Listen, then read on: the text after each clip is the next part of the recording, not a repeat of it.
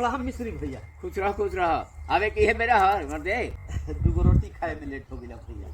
बनते बनी भैया। है बन जल्दी हाँ। मान के जल्दी खरियान धरियाओ। हाँ आ सुनो हाँ भैया। आवे जाए के नियम लागल बनाया।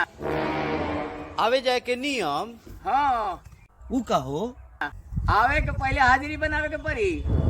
खेत में आवे खातिर हाजिरी? तब हाजिरी कहाँ बनाई भाई? हमारा दुआर पर जन इनार बानू हाँ वही में झांक लेवे के बा। द्वारा के इनारा पर हाँ वही में कैमरा लागल बा। कैमरा लागल बा?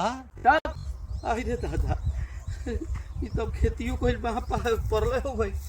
आया तने ना आओ का भैया। अरे जाए के बेरा हाँ फिर जाके इनारा पर झांके के पड़ी। आए हाँ माने आहू के बेरा झाके के बा जाहू के बेरा झाके के बा। तब का अब खेतियों करे में आवे जाए के बेरा हाजिरी बनावे के पड़ी।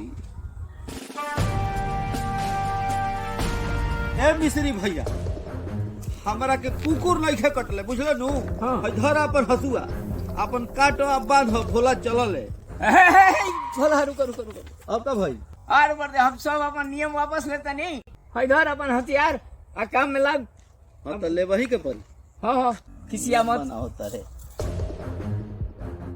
लागता कि आप लोग के हाजिरी बनावे के नियम बदले के पड़े तब ये लोग फिर कुछ कहला का भैया? अरे ना ना रे भाई अपन काम हाँ तो करते बनी हमरा बुझाइला कुछ कहला। ना